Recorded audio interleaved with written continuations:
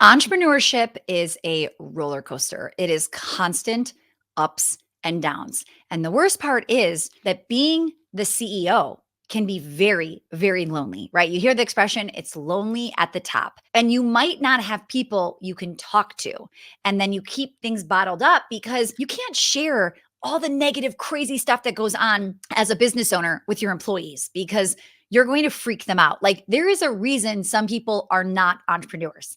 They don't want the stress. They don't want the anxiety. And if you're just sharing those things with people who already didn't sign up for that, they might want to quit on you. So you've got to be careful. Now, maybe you've got friends, but they have 9 to 5 jobs and they don't really understand certain things about your business or what you're talking about with marketing spend. And right, it's just you're not speaking their language. And then there's the stay-at-home mom. They might be not working at all. Well, maybe you're a parent, but do they resonate with the way you're driven, right? The way you're moving forward. So maybe you don't resonate with that person either. And then maybe you love hanging out with your sibling, but they don't understand what your numbers mean, or you're down by 10%. They don't know what to say to that. And maybe you have a spouse who's just sick of becoming your complaint department because you just go home and vent to him or her at the end of your day. So where do you go? What do you do? Because every one of us needs to be able to talk to somebody, right? We need to be able to vent, to share this. So I bring this up because I was recently on a girls' trip with some friends that are in a mastermind together. So we're in a large mastermind of 200 people. And then they put us in a small group of like 6 or 7 women. Okay. And we go on a small trip together. And we've only met once in real life. And so we're not that close yet, right? But we go and we meet in person and we're having a good time. And one of our friends who's like brave enough to say, guys, do you have like friends locally? Do you have people you hang out with that get you, right? Which is a scary question, I'm sure, when you don't really know these people. And every one of us said, not really. Now, to be clear, I have to make this very big claim. To be clear, I have friends I still keep in touch with and have great relationships from grade school, from high school. Okay. I have great neighbors. I have moms at school that I get along with very well at my kids' school. 1,000%. I have incredible people in my life.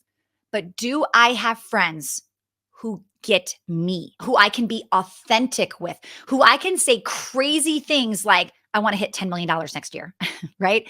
And they're not like, what? Like, they don't even grasp what that means. And how much are you keeping? Are you making 10 million? Are you going to have 10 million? Like, they don't even know what that means, right? Or when I say, oh my goodness, our Instagram account just got shut down with 100,000 followers, right? That this person fully understands that that is devastating in your business, right? I don't have those people locally. I don't hang out with people on a consistent basis here in Wisconsin where I have these network of 7-figure entrepreneurs that go through similar things with me. I don't have that. And it's one of the reasons that you actually see me traveling often. It's why I join masterminds or programs where other people are at my level. It is one of the reasons I have tried so hard to build up Powerhouse. So Powerhouse started as just anybody that wanted to network with me and be in a mastermind with me, I put out there. And we started with newbies, right? People that were just starting their business. And then at one point we said, okay, you've got to be at least 100K. And then it was like 250 in revenue and then 500. And now we actually have a minimum of $1 million in revenue.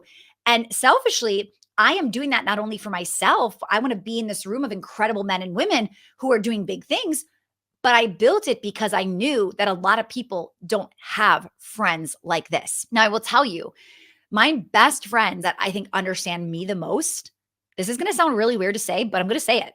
I've paid for, right? I joke with one of my friends, like, my best friends are the ones I paid for, right? And what do I mean by that? I mean, I've bought into programs. I've bought into masterminds. I've intentionally set out to meet people, right?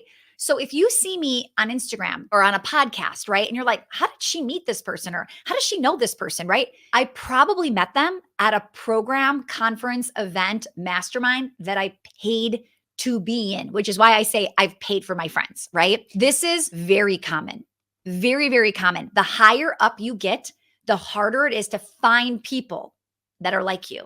There are not, out of like the 27 million small businesses out there, there are a fraction that make it to 100K.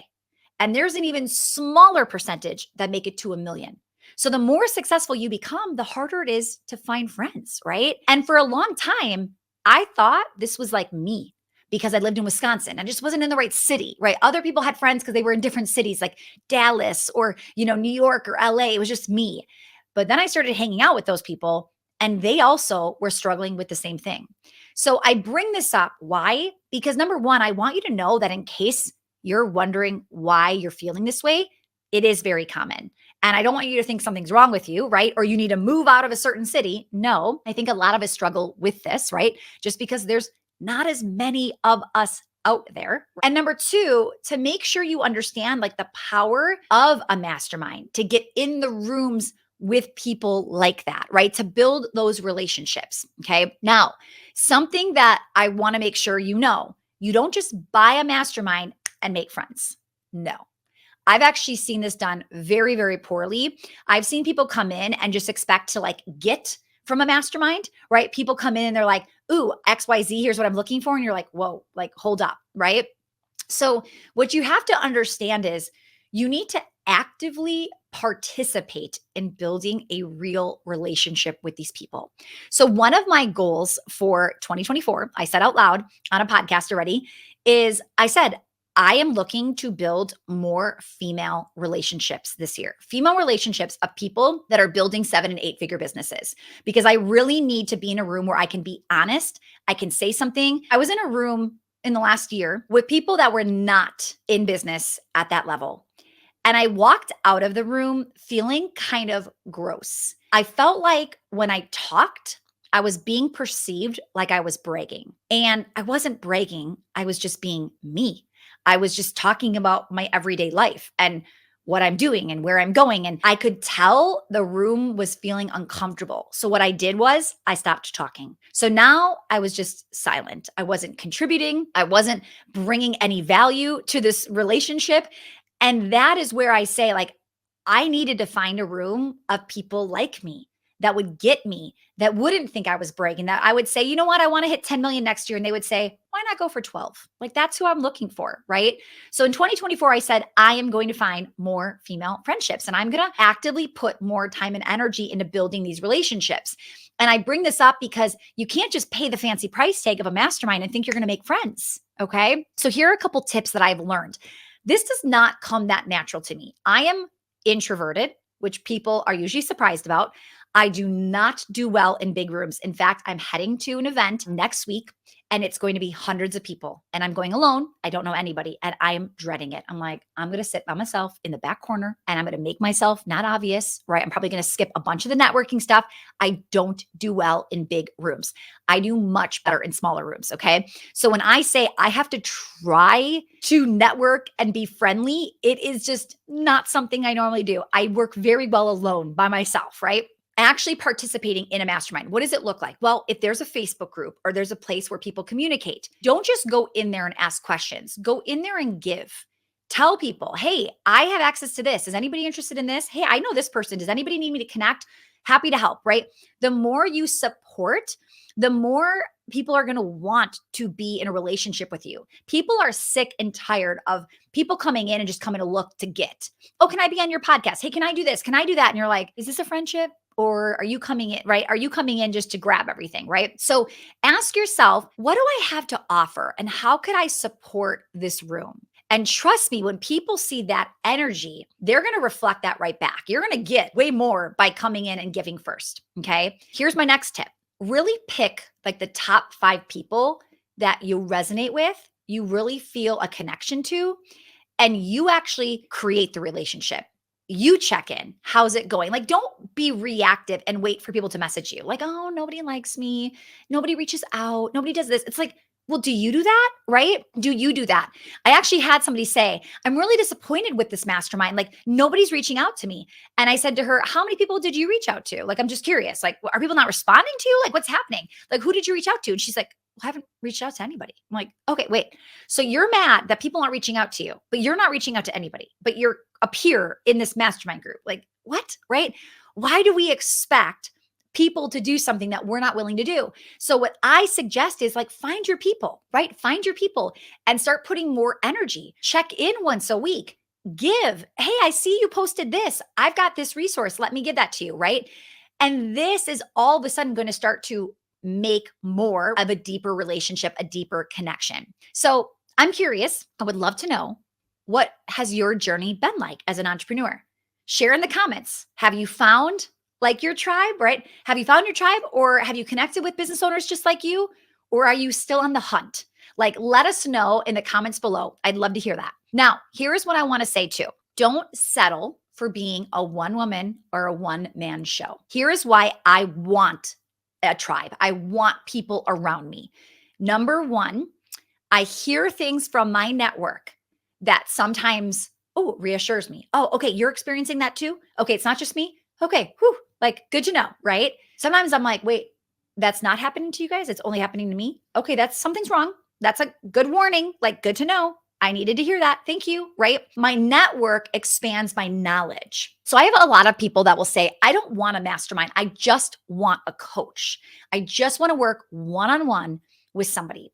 And this is why I would never only have a one-on-one coach. So FYI, I have been in a mastermind since the age of 20 or 21, somewhere around there. I am 39. I have never, ever, ever from that span of my life been not involved in a paid mastermind where I've paid somebody to be in the room. And I tell you this because I think it's one of my secrets to success.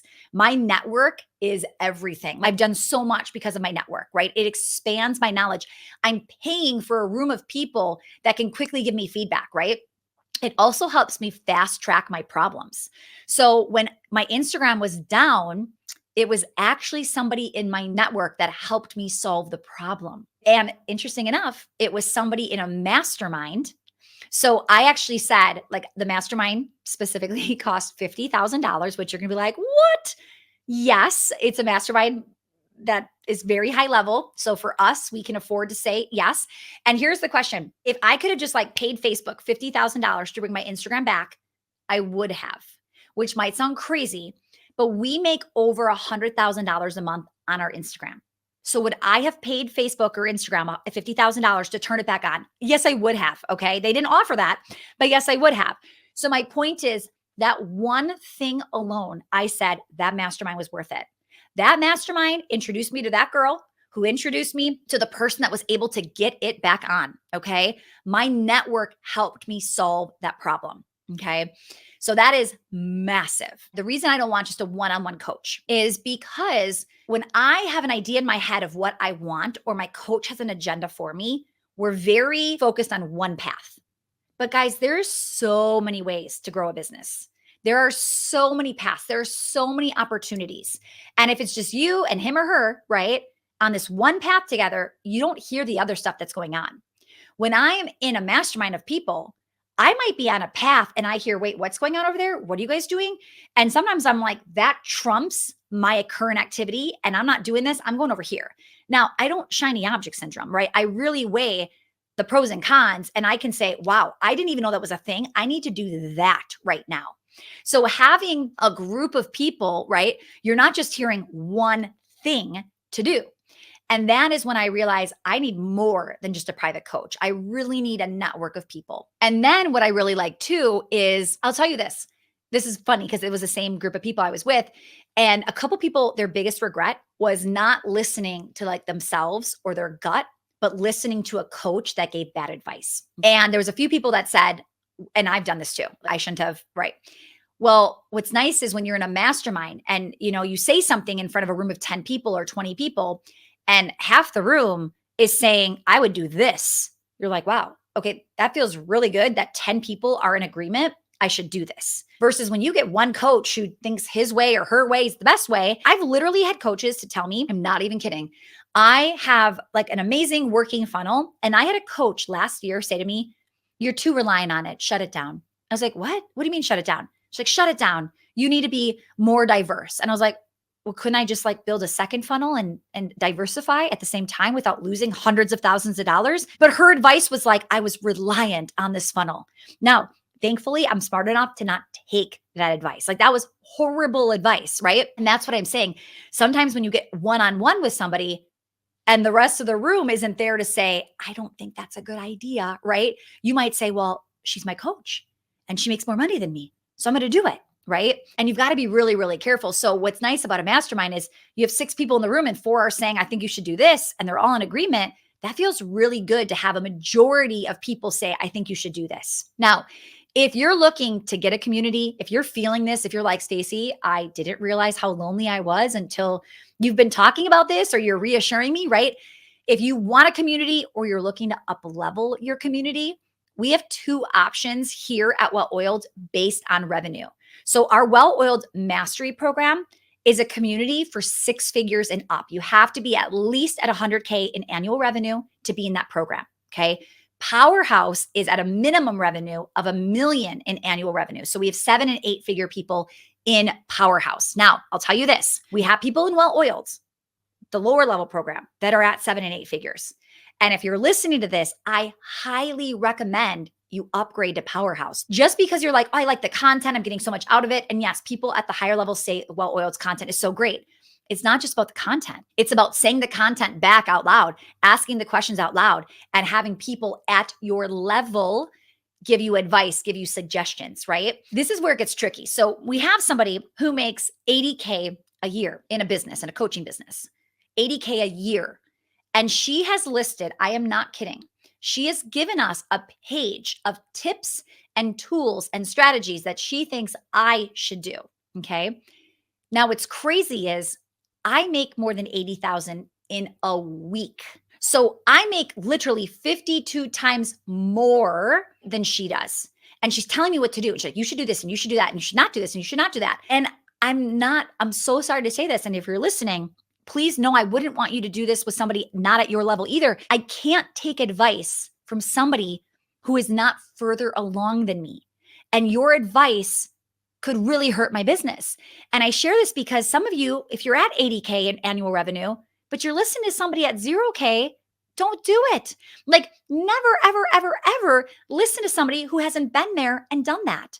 So if you're in Well Oiled and you are at 7 or 8 figures, what are you doing? Get in Powerhouse with people that are at your level, who've been there, who've done that. Some of you will have bigger aspirations when you see, whoa, she's at 26 million. Like, whoa, I'm saying that, whoa, in Powerhouse. I'm not at 26 million. But when I see it, when I look at that, I'm like, wow, let's talk about how she got there. Let's talk about what she's doing, right? That's the part. We're doing that alongside the same people. It's going to take your business to the next level. So you've got a couple ways to connect with us. You can DM me on Instagram at Stacy Tuschl, the word community. If you want to learn more about how you can get help, get connected in one of our programs. All right. If you liked this video, hit the like button, hit subscribe for more videos where we're going to talk about scaling your small business and getting it running without you. So I think today was a much needed topic that is not discussed often enough. And I hope that it just sheds a light on what's happening and what you can do to maybe scratch some of those itches you're having when looking for friends and people that understand and get you and resonate with you. So I hope you enjoyed today's episode.